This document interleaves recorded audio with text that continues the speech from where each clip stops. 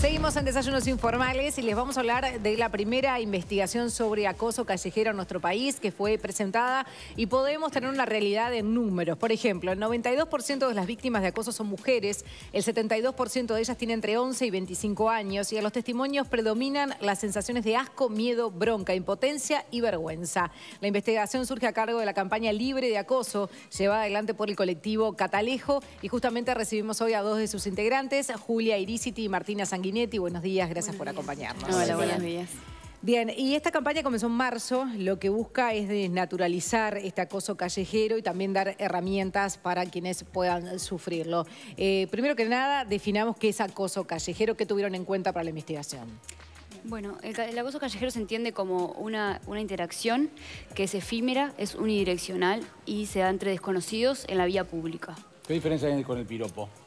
Bueno, la diferencia en realidad la pone la persona que la recibe y cómo se siente. Es ahí nosotros donde marcamos como el límite entre lo que, digamos, es un halago o algo bueno y lo que genera molestia, ¿no? El acoso en sí se define como algo que genera incomodidad en la persona que lo está recibiendo. Entonces, lo que empezamos a ver a partir de estas investigaciones y, bueno, charlando también con mucha gente que lo ha vivido, es que el acoso callejero, por más de que muchas veces se toma como un piropo, genera incomodidad. Entonces, claro, porque además es de un desconocido. Claro. Capaz que un compañero de trabajo te dice que linda esa camisa o te queda muy bien. Cuando te enfrentás a la calle con alguien que no tenés ni idea y te para y te dice algo, ya de por sí es raro, claro, ¿no? Justamente nosotros siempre decimos, el piropo por definición es un comentario halagador, ¿no? Entonces, cuando es un desconocido, cuando es en la calle, cuando ese desconocido en verdad no necesariamente está buscando tener una interacción contigo, sino lo dice y se va porque puede, ahí ya por definición no es más un piropo. Entonces ahí queda la diferencia en el contexto y en la intención. ¿Cómo fueron recibiendo ustedes las denuncias para esta publicación? Es a través de la página libredeacoso.uy, que tiene un formulario para generar una denuncia, que en verdad hoy por hoy es el único espacio que existe en Uruguay para generar denuncias de este tipo. O sea, una mujer o quien sea que sea víctima de acoso en la calle no tiene a dónde recurrir para hacer denuncias o para ninguna institución que por ahora pueda recibir este tipo de reclamos. Y entonces en esta web sí lo pueden hacer, que justamente funciona como espacio de descarga, de contención, donde las mujeres... Digo mujeres porque es la inmensa mayoría, ¿no? Tú dijiste los porcentajes. 92%. También hay acoso masculino igual, ¿no? Sí, claro, pero son números en verdad insignificantes estadísticamente hablando. Claro. ¿Qué? Pero si se siente incómodo ese hombre también es tan válido como sí, el otro, ¿no? Justamente en el formulario está la posibilidad de denunciar de cualquier sea el género o el sexo. Entonces, sí, claramente... Si ¿Podemos ir viendo algún número quizás? ¿Cómo? ¿Podemos ir viendo algún número? Sí, claro. Ahí tenemos, por ejemplo, la mayor parte de las personas denunciantes son entre 15 y 29 años, ¿no? Ahí están, ya sea mujeres o varones, y las denuncias. Sí, y también se ve en la gráfica que aparece desde los 11 años. Hay un 25% Niñas. de mujeres y 16% de varones que lo empiezan a recibir, claro, entre los 11 y los 18 años, que es una edad preocupante, ¿no? Porque estamos hablando de que son muy chicas, son niñas, justamente. Claro. Y que además también en el formulario aparece la opción de poner una edad estimada del agresor y generalmente hay una media diferencia de 30 años. Wow. ¿No? Y también se observa en esa placa que va disminuyendo el porcentaje de denuncias a medida que aumenta la edad. Sí. ¿Eso es porque hay menos acoso a medida que la mujer se va haciendo más grande o porque se lo aguanta de otra manera y denuncia menos? Lo que nosotros entendemos es que por un lado sí hay menos acoso, porque eso lo muestran los números también de encuestas a nivel internacional, digamos, pero a su vez tiene que ver también con la llegada de este mismo formulario que a nivel estadístico está llegando a cierta cantidad de personas a la que le llegó la campaña, que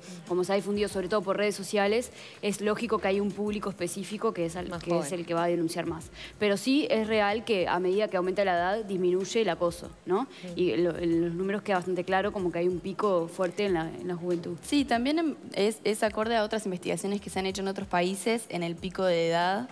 Y tiene que ver un poco con esto que decía Martina, pero también tiene que ver con la naturalización del fenómeno. Hay otra de las investigaciones que está en el libro que hace grupos de discusión con hombres y mujeres de distintas edades, y tanto en hombres como mujeres, a medida que eran más adultos, le costaba más identificar el acoso como un problema, y que los más jóvenes, los más adolescentes lo tenían mucho más claro en ese sentido. Bien, de hecho, ahí vemos, perdón, en esa placa, no, el género dice que las más vulneradas son las niñas y adolescentes, y ustedes señalan además que la integridad física y psicológica corre alto riesgo cuando se circula libremente por las ciudades. Claro, en verdad nosotros decimos que el acoso es un problema justamente en el uso del espacio público, ¿no?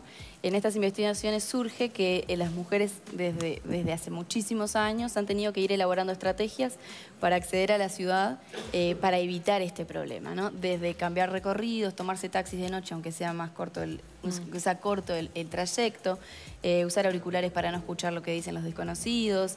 Y esto en verdad, los varones que estuvimos investigando no aparecen la necesidad de estas estrategias. También cuando hablamos de acoso, disculpa. Veíamos después que también hay una diferencia, por ejemplo, en el momento del día en que se recibe este acoso, que al ser más naturalizado, quizás las mujeres en el horario de la tarde son más acosadas y cuando el acoso es hacia un hombre es más en la noche y en la madrugada. ¿Tiene que ver con esto que estaba diciendo de que está más naturalizado el acoso hacia la mujer? Sí, en verdad lo que apareció es que en la tarde es más frecuente en general, lo cual es un dato llamativo porque quizás pensaríamos que pasa más en la noche. Lo que sí pasó es que en la noche y en la madrugada sobre todo se torna más peligroso, ¿no? Aparece más frecuente en la tarde el verbal grosero y en la noche aparece la persecución, el tocamiento y ahí también aparecen las emociones. De tarde las mujeres dicen sentir rabia, enojo, impotencia, asco y de noche aparece el miedo. Claro, ahí tenemos por ejemplo la exhibición de genitales, tocamiento, masturbación, físico. Claro. O sea, más peligroso, digo, molesto siempre, pero evidentemente... Claro, de noche aparece el factor del miedo. Una consulta, el tema es Montevideo Interior. Sí, hay denuncias en verdad de todo el país. O sea, esto involucra a nivel nacional. Todo esto que estamos viendo es a nivel nacional. La mayor cantidad de las denuncias son de Montevideo, pero hay denuncias de todo el Una país. duda que me quedó de la placa anterior que habla del género no binario. ¿A qué se refieren?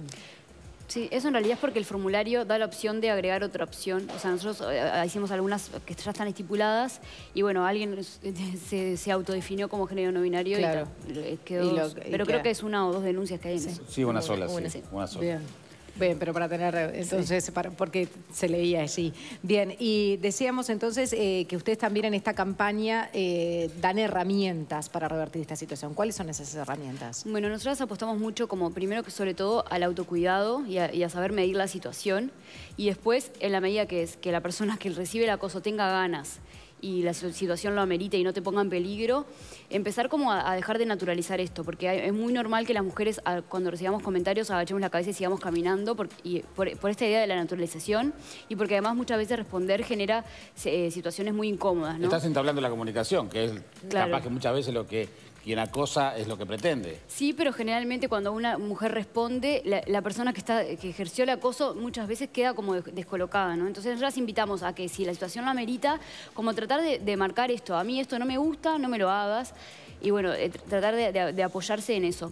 También apelamos como a apoyarse en los demás, las demás personas, los testigos, a hablar este tema con los demás, porque también es una cosa que logramos notar que como es un tema que está tan neutralizado, de repente entre las mujeres entendemos mucho más el problema, pero a los varones como les pasa mucho menos, les cuesta mucho más dimensionarlos. Entonces mismo nos pasó con nuestros compañeros de empezar a hablar del tema y que ellos mismos se sorprendan, pero tanto les pasa, tanto les molesta, y sí, porque es algo que es sistemático y que se da casi todos los días desde que tenés 11 años y salís a la calle te están haciendo comentarios. Entonces es una cosa acumulativa que de repente una vez puede ser algo lindo, pero cuando empieza a ser un problema cotidiano, eso afecta como al uso de la ciudad de las mujeres. ¿Hay algún marco legal con respecto a esto por el tema de...? Actualmente en la última ley, la de violencia contra la violencia de género, existe el acoso como figura legal, solamente lo nombra como un tipo de violencia.